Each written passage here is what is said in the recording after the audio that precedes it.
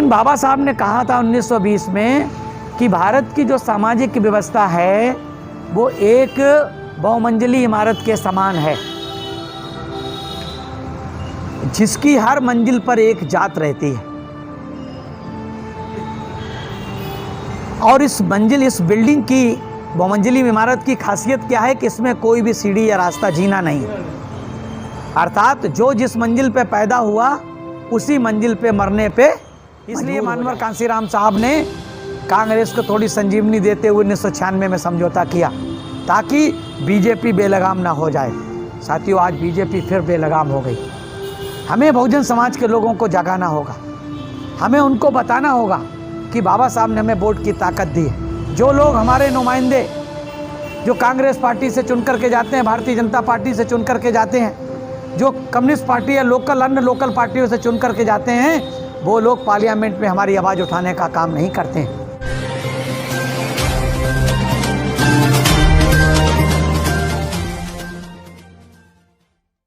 सही मायने में शोषितों की लड़ाई को पूरे भारतवर्ष में कामयाब बनाने वाले भारतीय संविधान के निर्माता विश्व रत्न बोधिसत्व बाबा साहब डॉक्टर भीमराव अंबेडकर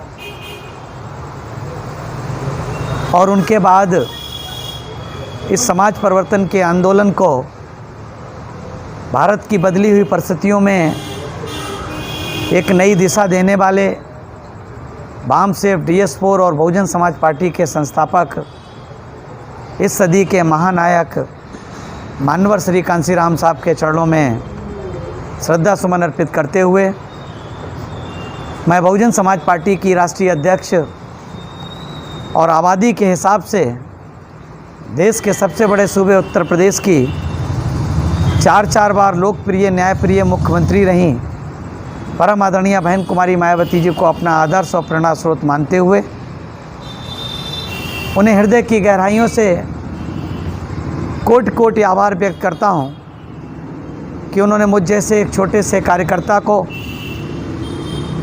न सिर्फ देश के सबसे बड़े प्रदेश उत्तर प्रदेश के उच्च सदन में भेजने का काम किया, बल्कि देश के सर्वोच्च सदन में बोलने और बैठने का अवसर प्रदान किया। आज हमारे साथ इस कार्यक्रम में मंचासीन दिल्ली प्रदेश में विभिन्न पदों पे कार्यरत रहे वामसेफ से लेकर के प्रदेश अध्यक्ष और वर्तमान में दिल्ली प्रदेश के साथ साथ हरियाणा के प्रदेश प्रभारी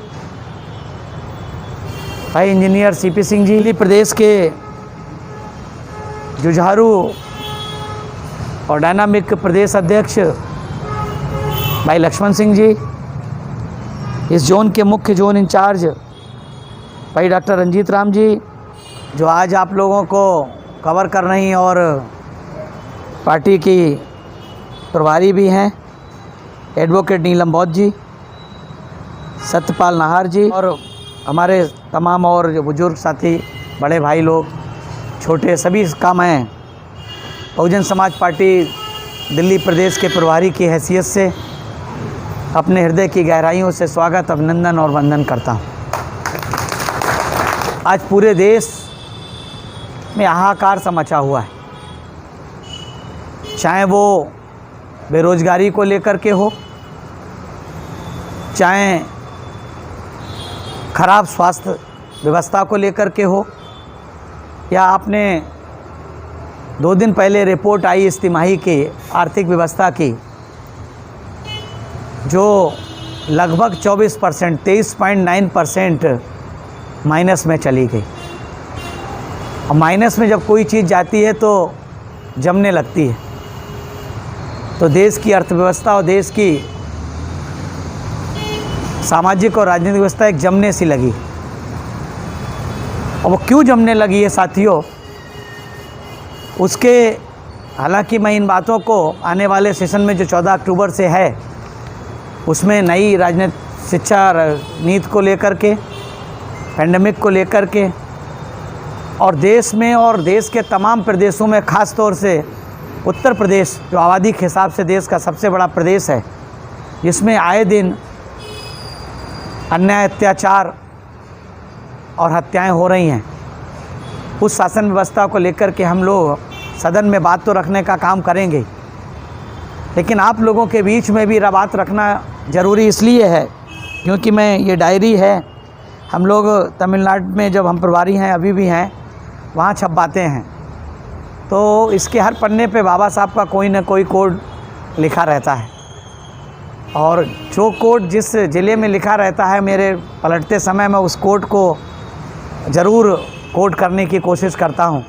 अंग्रेजी में रहता है, फिर मैं उसको खोजबीन के हिंदी बनाने की तैयारी कर कोशिश करके उसमें बहुत अच्छी बात कही, और जो आज की जो देश की स्थिति है उसको काफ़ी कुछ ये दर्शाती है कि हम लोग आज क्यों इस तरह से बैठे हुए हैं और आखिर हम लोगों का रोल क्या है। ख़ास तौर से हम लोगों का रोल, मतलब इधर के लोग तो बेचारे कार्यकर्ता ही हैं। बाबा साहब ने उसमें लिखा था, political tyranny is nothing compare to the social tyranny, यानी कि राजनीतिक अत्याचार सामाजिक अत्याचार की तुलना में कुछ भी नहीं। अगर हमको एमएलए एमपी बनने को ना मिले मौका, भले ही हमें पॉलिटिकली रिजर्वेशन है और हमारे एक निश्चित एमएलए बनेंगे, एक निश्चित एमपी बनते हैं और एक निश्चित नगर निगम में वार्ड पार्षद बनते हैं, और अगर जैसे उत्तर प्रदेश है तो ज़्यादा ज़िले हैं तो जो मेयर की सीट होती है, चेयरमैन की सीट होती है, वो भी रिज़र्व होती हैं तो वो भी बनते हैं। लेकिन जो लोग बनते हैं, क्या वो लोग जिनको हम लोग चुन कर के भेजते हैं, क्या हमारी बात उस सदन में पहुंचाने का काम करते हैं? आज 131 मेंबर ऑफ पार्लियामेंट एससी और एसटी के चुन करके जाते हैं पार्लियामेंट में, और पूरे देश में एससी एसटी के ऊपर अन्याय अत्याचार होता है। ओबीसी की अभी बात मैं नहीं कर रहा हूँ, पहले जिनको सर्टेन जितनी पहुँचना ही पहुँचने हैं, इतने कुछ ज़्यादा भी पहुँच सकते हैं, लेकिन 131 तो पहुँचने ही पहुँचने हैं। क्या वो हमारी बात रखते हैं? और उसमें कितने लोग रखते हैं और कौन सी पार्टी के लोग रखते हैं?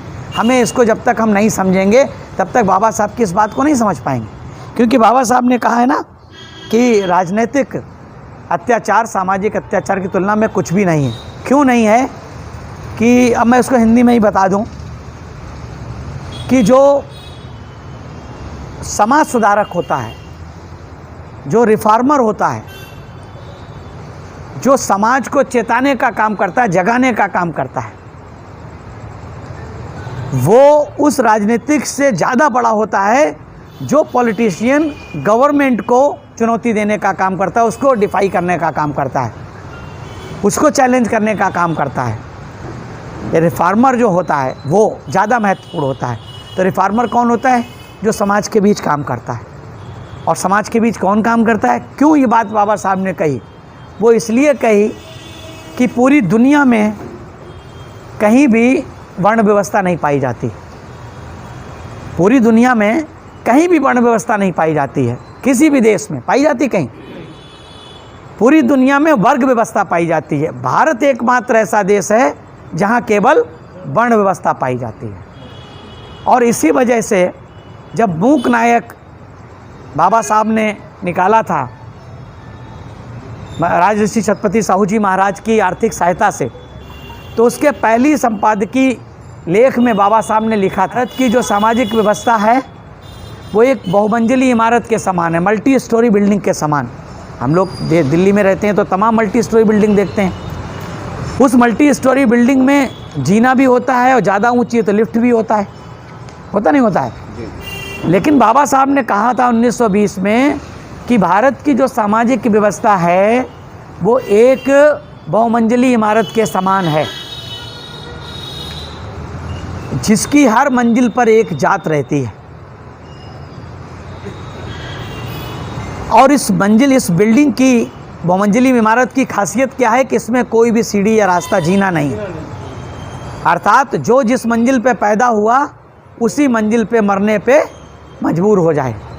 ऊपर का व्यक्ति कितना भी नालायक क्यों ना हो, मेरा आप मतलब समझ ही रहे होंगे कि जो ऊपर की वर्ण व्यवस्था में ऊपर की सीढ़ी वाला मंजिल वाला व्यक्ति है, वो कितना भी नालायक क्यों ना हो, वो उसको कोई ऐसा सिस्टम नहीं कि उसको नीचे की मंजिल पे ढकेला जाए। और नीचे की मंजिल का व्यक्ति कितना भी लायक क्यों ना हो, उसको ऊपर की मंजिल पे जाने का कोई भी रास्ता नहीं। यानी कि जिस मंजिल पे पैदा हुआ उस पे मरने पे मजबूर हो जाए। बाबा साहब से बड़ा कौन सा उदाहरण है इस दुनिया में? बाबा साहब से बड़ा कोई विद्वता का उदाहरण है? जिनके बारे में अमेरिका में लिखा है कि सिंबल ऑफ नॉलेज, जो क्यों लिखा है?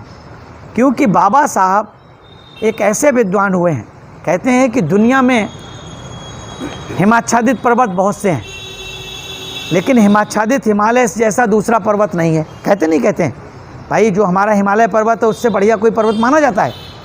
नहीं माना जाता है। कहते हैं हिमाच्छादित हिमालय जैसा कोई दुनिया में पर्वत नहीं है। हिमाच्छादित पर्वत बहुत से हैं, लेकिन हिमाच्छादित हिमालय जैसा नहीं है। ऐसे ही दुनिया में विद्वान तो बहुत पैदा हुए हैं, लेकिन बाबा साहब डॉक्टर भीमराव अंबेडकर के जैसा कोई विद्वान पैदा नहीं हुआ। क्यों नहीं हुआ? विद्वान बाबा साहब के समकालीन भी हुए, बाबा साहब से पहले भी हुए और बाबा साहब के बाद भी हुए, लेकिन बाबा साहब के जैसा नहीं हुआ। विद्वान बहुत से हुए। कहते हैं कि करोड़ों करोड़ों लोगों में एक विद्वान पैदा होता है और करोड़ों करोड़ों विद्वानों में एक मील का पत्थर होता है। तो बाबा साहब मील के पत्थर, क्योंकि उनके बाद जो व्यवस्था है वो एकदम परिवर्तित हो गई। क्यों परिवर्तित हो गई?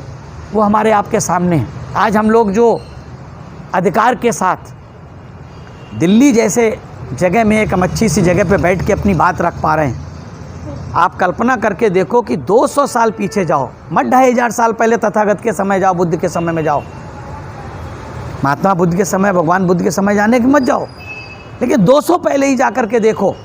हमारे हमसे बहुत उम्र में बड़े आप लोग जानते हैं, इनके बाबा की स्थिति देख लो। आज जो हम लोगों को अधिकार प्राप्त है, अच्छे कपड़े पहनने का अधिकार, अच्छी गाड़ी में चलने का अधिकार, अच्छे घर में रहने का अधिकार है, लेकिन किसकी बदौलत है? आज अगर हमारे समाज के लाखों करोड़ों लोग doctor, engineer, IAS, IPS, scientist, professor, bank में, सर्विस में, रेलवे में, तमाम जगह नौकरी करते हैं, तो ये किसकी बदौलत है? ये भाग्यो भगवान की देन है? ये भाग्यो भगवान की देन नहीं है, ये देन हमारे महापुरुषों के संघर्ष का नतीजा है और ख़ास तौर से बाबा साहब के बनाए संविधान का परिणाम है। लेकिन आज परिस्थितियां विपरीत हैं। आज परिस्थितियां बहुत विपरीत हैं। विपरीत इसलिए हैं, क्यों विपरीत हैं साथियों? मैं इसलिए आपको बता रहा हूं कि जब इस देश में ख़ास तौर से बाबा साहब डॉक्टर भीमराव अंबेडकर ने जब इस संविधान को लिखने का काम किया था और लिख कर के जब भारत के संविधान को सौंपने की बारी आई, तो संविधान सभा की जो आखिरी बैठक थी, जो अंतिम बैठक जिसे कह सकते हैं, जिसमें संविधान को सौंपने की बारी थी, 25 नवंबर 1949। हम लोग इसीलिए 25 नवंबर को क्या करते हैं? संविधान दिवस मनाते हैं। मनाते नहीं मनाते हैं? 25 नवंबर है। क्यों? क्योंकि उस दिन बाबा साहब ने संविधान बना करके सौंपने का काम किया था। अब सौंपने का काम तो किया था, लेकिन बाबा साहब ने उन संविधान विशेषज्ञ जो संविधान सभा में थे और ड्राफ्टिंग कमेटी में भी थे और संविधान सभा में भी थे और देश के राष्ट्रपति और प्रधानमंत्री भी थे, उनके बीच में अपनी बात, बहुत लंबा चौड़ा स्पीच थी, लेकिन उसका एक छोटा सा अंश मैं आपको बता देना चाहता हूँ। बाबा साहब ने उस संविधान सभा के लोगों को वार्निंग देते हुए, चेतावनी देते हुए कहा था कि 26 जनवरी 1950 को हम विरोधाभास के युग में प्रवेश करने जा रहे हैं, कंट्राडिक्शन की एज में। जहाँ राजनीति में हमारे पास समानता होगी, राजनीति में हमारे पास समानता होगी, राजनीति में हम एक व्यक्ति एक वोट के एक मूल्य का सिद्धांत अपनाएंगे, लेकिन सामाजिक और आर्थिक जीवन में असमानता होगी। क्यों होगी? क्योंकि हम सामाजिक और आर्थिक जीवन में एक व्यक्ति और एक मूल्य के सिद्धांत का खंडन करते रहेंगे। क्यों? अपनी सामाजिक और आर्थिक स्ट्रक्चर के कारण, संरचना के कारण। सामाजिक संरचना कैसी थी? ब्राह्मण क्षत्रिय वैश्य शूद्र वाली। आर्थिक संरचना क्या थी कि उस जब व्यवस्था में धन इकट्ठा करने का अधिकार ही नहीं था, पढ़ने का अधिकार ही नहीं था, तो हमारे पास कहाँ से तो अर्थव्यवस्था, तो जो आर्थिक डिस्पैरिटी तो होगी ही होगी। तो बाबा साहब ने कहा था कि कितने दिनों तक हम एक व्यक्ति और एक मूल्य के सिद्धांत का खंडन करते रहेंगे। अगर ज़्यादा दिनों तक हमने इसे खंडन किया और हमने इस असमानता को ख़त्म नहीं किया, तो जो लोग इस व्यवस्था से पीड़ित हैं वो एक दिन उठ खड़े होंगे और इस लोकतंत्र को उखाड़ फेंकने का काम करेंगे, जिसे इस संविधान सभा ने बड़ी मेहनत के बाद बनाने का, कड़ी मेहनत के बाद बनाने का काम किया। लेकिन साथियों, दुर्भाग्य है कि आज़ादी के 72 वर्ष के से ज़्यादा होने के बाद भी संविधान को लागू हुए 70 वर्ष से ज़्यादा हो गए। भाई 26 जनवरी निकल गई, 70 वर्ष से ज़्यादा हो गए। 70 वर्ष से ज़्यादा हो गए, हमने सामाजिक और आर्थिक समानता तो पा नहीं पाई, राजनीतिक समानता भी हमसे मुंह चढ़ा रही है। मुंह चढ़ा रही कि नहीं चढ़ा रही? क्यों मुंह चढ़ा रही है? क्योंकि आज देश में एक तरह की सक्रिय सामंतशाही स्थापित हो गई है।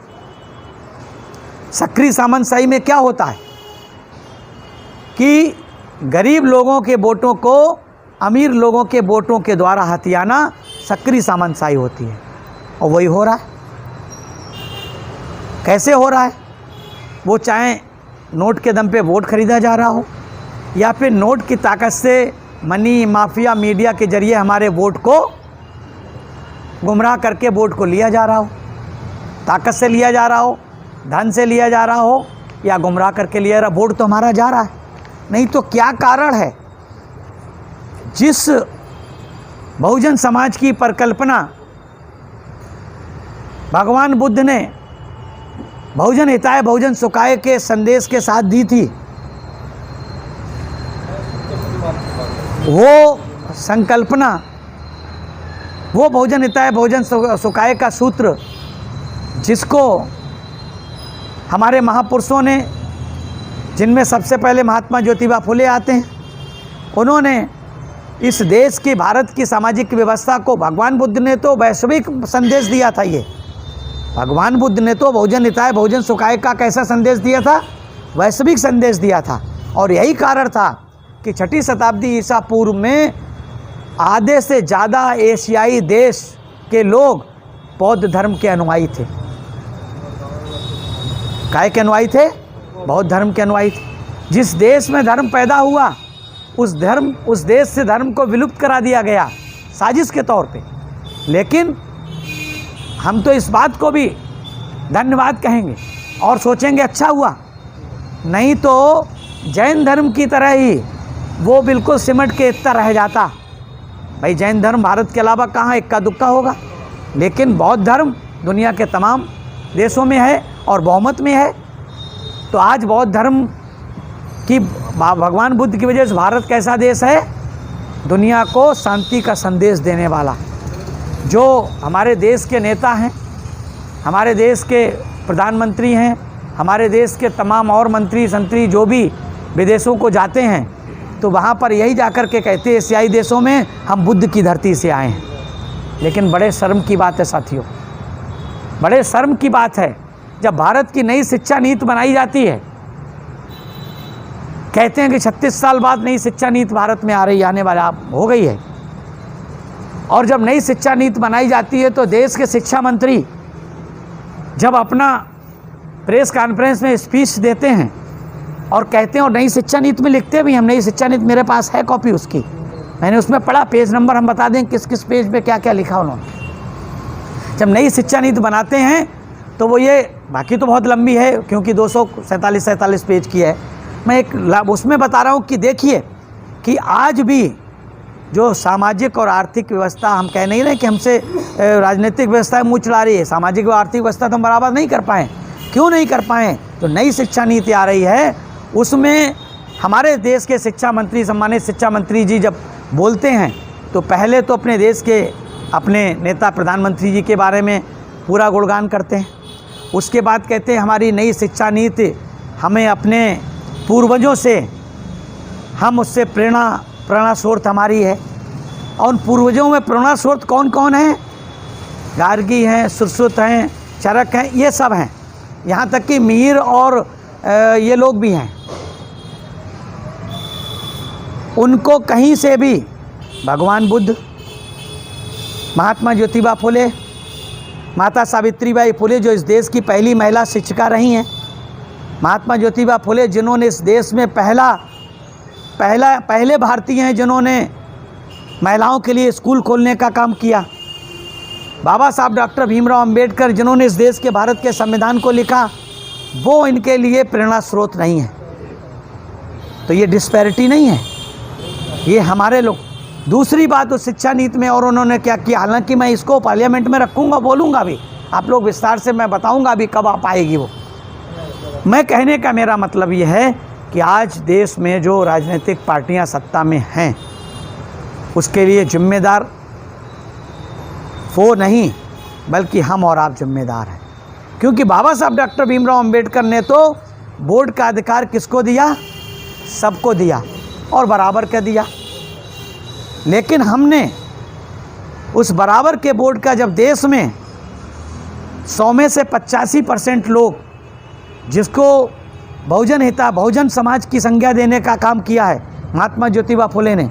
जब महात्मा ज्योतिबा फुले ने भारत की समाज व्यवस्था को 2 भागों में बांटा तो उन्होंने कहा कि हमारे देश में 2 समाज हैं, एक अल्पसंख्यक समाज, एक बहुसंख्यक समाज। अल्पसंख्यक समाज में महात्मा ज्योतिबा फुले ने कहा कौन है? सेठ जी, लठ जी, भट्ट जी, मतलब ब्राह्मण, क्षत्रिय, वैश्य, वो अल्पसंख्यक में। और बहुसंख्यक में कौन है? जो बिल्कुल नीले आसमान की तरह विशाल संपूर्ण बहुजन समाज, जिसमें SC आता है, SC आता है, OBC आता है, रिलीजियस माइनॉरिटी के लोग आते हैं। उस रिलीजियस माइनॉरिटी में मुस्लिम आता है, सिख आता है, बुद्धिस्ट आता है, ईसाई आता है। क्यों? क्योंकि इस देश में चाहे वो मुस्लिम हो, चाहे इस देश में सिख हो, चाहे इस देश में ईसाई हो, चाहे इस देश में बुद्धिस्ट हो, वो कौन लोग हैं? उनमें से 90% से ज़्यादा कौन हैं? जो यहाँ के ही SC, ST और OBC से कन्वर्टेड हैं। तो 85% कौन हो गए? SC, ST, OBC के और माइनॉरिटी के लोग हो गए। तो हमें, जब हम 85% हैं, हम उनके अंदर भाईचारा नहीं पैदा कर पा रहे हैं, हम उनके अंदर अपनी बात नहीं पहुंचा पा रहे हैं। क्यों नहीं पहुंचा पा रहे हैं? क्योंकि आज भी हम धर्म कर्म के पाखंड में फंसे हुए हैं। आज भी हम, अगर हमारे बेटे की नौकरी लगती है, हमारा बेटा डॉक्टर बनता है, इंजीनियर बनता है, तो वो बाबा साहब के संविधान की या बाबा साहब को स्मरण नहीं करते हैं, उन पे पुष्प अर्पित नहीं करते हैं, बल्कि किसी मंदिर में जाकर के पूजा पाठ करने का काम करते हैं। जबकि वो भाग्य और भगवान की देन से नहीं बने, वो बने किस वजह से? कि बाबा साहब ने भारत के संविधान में हमें शिक्षा का अधिकार दिया। महात्मा ज्योतिबा फुले ने हमें शिक्षा का, पढ़ने के लिए स्कूल खोलने का काम किया, उनके लिए स्कूल के दरवाजे खोलने का काम किया। माता सावित्रीबाई फुले ने हमारी बहन बेटियों को पढ़ने का रास्ता दिखाने का काम किया। उनको याद करने का काम नहीं करते। और क्यों नहीं करते हैं? इसलिए नहीं करते हैं क्योंकि हम लोग आज तक ये समझ नहीं पाए कि आखिर ये लोग हमारे हितैषी हैं या हमारे विरोधी हैं। क्यों? बाबा साहब ने कहा है कि अगर किसी समाज को मिटाना है तो उस समाज को मिटाने की ज़रूरत नहीं है, उस समाज के इतिहास को मिटा दो। और यही किया गया। जब जब बहन जी ने उत्तर प्रदेश में सरकार बनाने का काम किया, हमारी नेता आदरणीय बहन जी ने, 4.5 महीने की सरकार हो, 6 महीने की सरकार हो, 15 महीने की सरकार हो, और या पूर्ण बहुमत की सरकार, जैसा हमारे भाई ने कहा कि हमें लंगड़ी सरकार बनानी है, और जब लंगड़ी सरकार की है, जब तक हमारे हिसाब से चले नहीं तो टंगड़ी मार देंगे। मानवर कांसीराम साहब भी यही कहते थे, हमें मजबूत नहीं मजबूर सरकार चाहिए। मजबूर होगी, हमारे लोगों के हितों में काम करेगी, हमारे लोगों की बात को सुनने का काम करेगी। और जब हम लोग सत्ता का सुख भोग लेंगे, हमने उत्तर प्रदेश में क्या किया। आदरणीय बहन जी मानवर कांसीराम साहब ने हमारे जैसे करोड़ों लोगों को उत्तर प्रदेश में तैयार किया, कार्यकर्ताओं को, नौजवानों को, बुजुर्गों को तैयार किया और बताने का काम किया कि वोट की ताकत क्या होती है। जो वोट जिसे हम लोग बिल्कुल बेशकीमती समझ करके किसी भी जाके मोहर लगाए आते, किसी भी जाके बटन दबाए आते हैं, उसकी ताकत का एहसास किसने कराने का काम किया? मानवर श्री कांसीराम साहब और आदरणीय बहन जी ने। मानवर कांसीराम बाबा साहब ने हमें वोट की ताकत भारत के संविधान में दी। मानवर कांसीराम साहब ने उस वोट की ताकत का एहसास कराने का काम किया और आदरणीय बहन जी ने उत्तर प्रदेश में 4-4 बार, देश के सबसे बड़े सूबे उत्तर प्रदेश में 4-4 बार मुख्यमंत्री बन करके हमें राजाओं की, विजेताओं की भाषा सिखाने का काम किया। विजेताओं की भाषा, द लैंग्वेज ऑफ विनर। कहते नहीं कि जो विजेता होता है उसकी भाषा अलग होती है, जो विजेता नहीं होता है, जो गुलाम होता है, जो स्लेब होता है, उनकी भाषा अलग होती है। वो जी जवाहर साहब, जी राजा साहब, जी छत्री, जी ठाकुर साहब ये करता है। लेकिन उत्तर प्रदेश का दलित, उत्तर प्रदेश का बैकवर्ड, आप इतिहास उठा करके देख लीजिए। 1978 में 6 दिसंबर 1970 को बामसेफ बनी, 6 दिसंबर 1981 को DS4 बनी, 14 अप्रैल 1984 को बहुजन समाज पार्टी बनी और 14 अप्रैल 1984 को बहुजन समाज पार्टी बनी। वैसे ही जो कांग्रेस का ग्राफ यहाँ था, यहाँ से यहाँ पे आ गया। जैसे जैसे BSP ऐसे गई, कांग्रेस ऐसे आती गई। उत्तर प्रदेश आपके सामने इसका उदाहरण है, देश इसका सामने उदाहरण है। आज जो कांग्रेस की दुर्गति है, इसके लिए सबसे ज़्यादा अगर श्रेय किसी को जाता है तो बहुजन समाज के लोगों को, बहुजन समाज पार्टी को जाता है। क्यों? क्योंकि सबसे ज़्यादा नुकसान अगर किसी ने बहुजन समाज के लोगों का किया है तो कांग्रेस पार्टी ने किया है। कांग्रेस पार्टी ने क्यों किया था? बाबा साहब ने, जिन्होंने भारत के संविधान को लिखने का काम किया, इस कांग्रेस पार्टी ने बाबा साहब को पूरे जीवन भर चैन से हंसने नहीं दिया। हंसने तो बात दूर छोड़ो, उन्हें तो सही मायने में जी भर के रोने भी नहीं दिया। बाबा साहब के परिवार ने अपने परिवार के कितने लोगों को खोने का काम किया, लेकिन बाबा साहब ने कभी भी समाज के लिए अपनी कर्मों को, अपनी चुनौती को कभी पीछे हटने का काम नहीं किया। क्यों? क्योंकि साथियों, ये कांग्रेस वही कांग्रेस है जो बाबा साहब को भारत की संविधान सभा में नहीं आने देती। इसलिए ज़्यादा दोषी कांग्रेस है। लेकिन मानवर कांसीराम साहब हमेशा कहा करते थे, जब तक इन देश की गैर बराबरी की व्यवस्था के लोगों में अगर संतुलन नहीं रहेगा, एक तरफा हो जाएगा, तो बहुजन समाज का नुकसान हो जाएगा। याद कीजिए 1996 तक आते आते कांग्रेस बिल्कुल मरणासन अवस्था में आ गई थी उत्तर प्रदेश में। इसलिए मानवर कांसीराम साहब ने कांग्रेस को थोड़ी संजीवनी देते हुए 1996 में समझौता किया ताकि बीजेपी बेलगाम ना हो जाए। साथियों, आज बीजेपी फिर बेलगाम हो गई। हमें बहुजन समाज के लोगों को जगाना होगा, हमें उनको बताना होगा कि बाबा साहब ने हमें वोट की ताकत दी है। जो लोग हमारे नुमाइंदे जो कांग्रेस पार्टी से चुन करके जाते हैं, भारतीय जनता पार्टी से चुन करके जाते हैं, जो कम्युनिस्ट पार्टी या अन्य लोकल पार्टियों से चुन करके जाते हैं, वो लोग पार्लियामेंट में हमारी आवाज़ उठाने का काम नहीं करते हैं। हमारी आवाज़ उठाने का काम कौन करता है? चाहे वो हमारे समाज का भले ना हो, अगर बहुजन समाज पार्टी का मेंबर ऑफ पार्लियामेंट चुन करके पार्लियामेंट में जाता है तो आवाज़ किसकी बुलंद करने का काम करता है? बहुजन समाज के लोगों की, बहुजन समाज के लोगों की बात को उठाने का काम करता है।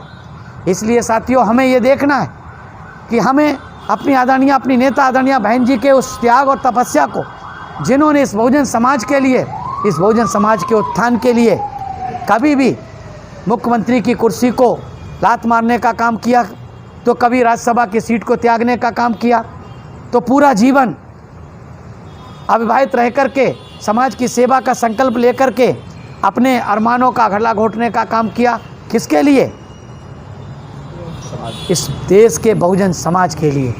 इसलिए साथियों, हमें अपने नेता के द्वारा किए गए उत्तर प्रदेश और देश के तमाम सूबों में जिस तरह के लोगों को MLA और MP मिनिस्टर बनवाने का काम किया है, न सिर्फ उत्तर प्रदेश में बल्कि उत्तर प्रदेश के पार सुदूर दक्षिण में भी कर्नाटक में भी मंत्री बनवाने का काम अगर किसी ने किया है साथियों तो आदरणीय बहन कुमारी।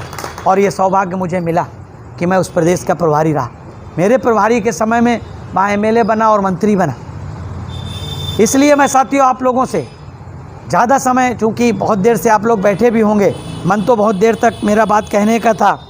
मैं साथियों एक ही बात कहता हूँ। साथियों ये बात एक लिखी, एक कोड लिखा, बहुत अच्छा कोड लिखा है कि every man who repeats the dogma, जो मिल का सिद्धांत था, मिल का सिद्धांत है, एक मिल हुआ है, उनका सिद्धांत है कि जिस तरह से एक देश दूसरे देश पर कब्जा नहीं कर सकता है या राज नहीं कर सकता है, उसी तरह से बाबा साहब ने कहा कि भारत में भी एक जात के लोग या उच्च जात के लोग निम्न जात के लोगों पर या उच्च वर्ण के लोग निम्न वर्ण के लोगों पे भी राज नहीं कर सकते। लेकिन क्या भारत में ऐसा है? भारत में ऐसा नहीं है। लेकिन ये कब ख़त्म हो सकता है? ये तब ख़त्म हो सकता है जब हम बाबा साहब के भारत के संविधान में दिए गए वोट की ताकत के महत्व को समझ लें, जैसे उत्तर प्रदेश के लोगों ने समझ लिया, जैसे उत्तर प्रदेश के लोगों ने समझ लिया। उन लोगों ने अपनी अपनी, लेकिन साथियों जब जब हमने उत्तर प्रदेश के लोगों ने समझा और जैसे जैसे हम ताकत में गए, मानवर कांसीराम साहब भी कहते थे, मानवर कांसीराम साहब कहते थे कि जब तक आप सत्ता में नहीं आएंगे तब तक आपके आसपास आपके विरोधी इकट्ठे नहीं होंगे, और जब आपके विरोधी आपके इकट्ठे आपके आसपास हो जाएंगे तो वो आपके अंदर, आपके कार्यकर्ताओं, आपके पदाधिकारियों में, आपके नेताओं में दुर्गुण पैदा करने का काम करेंगे। और साथियों वही हुआ, वही हुआ। हमारे लोगों के दिमाग खराब हो गए। हमारी सरकार 4-4 बनी और ख़ासतौर से चौथी बार जब पूर्ण बहुमत की सरकार बनी तो साथियों आदरणीय बहन जी की आँख कान कौन होता है? नेता का, कमांडर का आँख कान कौन होता है? उसका सिपाही होता है। तो उनके आँख कान हम हैं, हमारी आँख कान हमारे ज़िले का या हमारे विधानसभा के लोग हैं। तो जब नीचे के लोग हमको बताएंगे, हम नेता को बताएंगे। अगर हम ही नेता को, नीचे के लोग हमें सही बात बताएं, हमारा विधानसभा अच्छी बात बताए, सही बात बताए, जिले का अध्यक्ष सही बताए कि इस वार्ड में ये सभासद अच्छा लड़ेगा, ये वार्ड में ये सभासद अच्छा लड़ेगा, लेकिन अगर हम अपने स्वार्थ की खातिर अच्छे की जगह दूसरे खराब को लड़ा दें तो इसमें, और वो हार जाए, तो गलती हमारी नेता की नहीं है, ये गलती हमारी है, हमारी है। कार्यकर्ता की गलती कहीं होती है, गलती होती है नेताओं की, जिनको बहन जी कार्यकर्ता, क्योंकि हमारी बहुजन समाज पार्टी में नेता तो कोई है नहीं, नेता तो आदरणीय बहन जी हैं। हम लोग छोटे बड़े पदाधिकारी हो सकते हैं, लेकिन जो बड़े पदाधिकारी चौधरी बन जाते हैं, जो खास तौर से इधर बैठे होते हैं, उनमें हम भी हैं साथियों। जो चौधरी बन जाते हैं वो अपनी नेता को गुमराह करने का काम करते हैं। 2009 में हमारे 2 MLA आए और 14% वोट आया इसी दिल्ली में, 8 में 9 में तो पार्लियामेंट था, 9 में पार्लियामेंट था, 8 में। लेकिन 2013 में क्या हुआ? हमारे दोनों सिटिंग की टिकट काट दी, और सिटिंग की टिकट काटने के बाद हम लोग कहाँ पे पहुँच गए? 1% पे। क्यों? क्योंकि हमारे जो समाज के लोग थे वो, और क्यों काटी गई सबको पता है, हमें उसको दोहराने की ज़रूरत नहीं है। मेरा सिर्फ कहने का मतलब है, ये दोस्त जो हमारा विधानसभा में काम करता है, जो सेक्टर पे काम करता है, जो वार्ड में काम करता है, जो ज़िले में काम करता है, उसका नहीं होता है। बहुजन समाज पार्टी में उसका दोष नहीं होता है, दोष होता है हमारे इन चौधरियों का।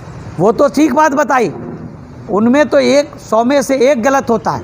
अगर हम 10, हमारे यहाँ पे कितने ज़िले हैं? 14 ज़िले हैं। 14 ज़िलों में 1 आध जिला अध्यक्ष गड़बड़ सूचना दे सकता है, मान सकते हैं, 1-2 गलत हो सकते हैं, लेकिन वो भी क्यों गलत देंगे? क्योंकि उनका चयन करने वाले भी हम लोग हैं। अगर हम गलत को चयन करेंगे तो वो गलत सूचनाएं देने का काम करेगा। इसलिए हमें साथियों चयन में बहुत सतर्कता बरतनी पड़ेगी। हमें अपनी नेता को धोखा नहीं देना चाहिए। ये जिम्मेदारी हमारे इधर के लोगों की पहले बनती है, क्योंकि अगर हम इधर के लोगों का चयन ठीक करेंगे, हम जिले अध्यक्ष का, लोकसभा प्रभारी का, जिला प्रभारी का या फिर विधानसभा अध्यक्ष का, इनका अगर हम चयन ठीक करेंगे तो निश्चित रूप से जब चयन ठीक होगा तो वो सूचना ठीक देंगे। इसलिए मैं और ज़्यादा समय आपका नहीं लूँगा। चयन प्रक्रिया में हम पारदर्शिता रखने की पूरी कोशिश करते हैं। इसी तरह की पारदर्शिता हम टिकट में भी रखने का काम करेंगे। हमने विधानसभा में के चुनाव में जिन जिन क्षेत्रों में हम रहे हैं, ये लोग जानते हैं, हमने वहाँ पारदर्शिता रखने का काम किया। आगे भी आप लोगों के बीच में हम लोग मिल कर के रखेंगे। कोशिश करेंगे कि ये ज़िला जिसमें 22 वार्ड हैं, पार्षद के 22 वार्ड हैं, अगर 22 वार्ड में हमने अपने इतिहास को एक बार दोहरा लिया, 8 पार्षद हम यहाँ पे आ चुके हैं, अगर हमने 8 जिता लिए तो मेयर आपका होगा। क्यों होगा? क्यों 22 और वो मिलाकर के जो बाकी के ज़िलों से जो मतलब जितने क्षेत्र आता होगा उसमें अगर हमने कर लिया तो निश्चित रूप से हम लोग बैलेंस ऑफ पावर होंगे, और बैलेंस ऑफ पावर होंगे तो साथियों हमें नहीं तो तुम्हें नहीं, चैन नहीं आराम नहीं। कौन सा नारा मानवर कांसीराम साहब का? कि हमें नहीं तो तुम्हें नहीं, चैन नहीं आराम नहीं। अगर हम सत्ता में नहीं तो हम तुम्हें भी नहीं आने देंगे। पहले बारी हमारी मानवर कांसीराम साहब ने एक आइडिया हम लोगों के सामने, एक आइडियोलॉजी, विचारधारा उत्तर प्रदेश में सेट कर दी। अगर बैलेंस ऑफ पावर हैं, हमारे बिना सरकार नहीं बनती है, तो पहले 6 महीने हमको, फिर 6 महीने तुम, पहले साल भर हमको, फिर साल भर तुम, ये सिद्धांत करने का काम कर सकते हैं। इन शब्दों के साथ, इन आशा विश्वास के साथ आप लोगों ने मेरी बात को बहुत धैर्यता के साथ, बहुत दृढ़ता के साथ सुना। मैं आप लोगों का शुक्रिया अदा करता हूं, और अंत में आप सबका स्वागत, अभिनंदन और वंदन करते हुए अपनी बात समाप्त करता हूं। जय भीम, जय भारत, जय बहुजन समाज। अपना चैनल, आपका चैनल, समाज का चैनल, देश का चैनल NB News 24/7 को आप लाइक करें, सब्सक्राइब करें और ज्यादा से ज्यादा इसकी वीडियो को शेयर करें, ताकि हर खबर को मैं आप तक आसानी से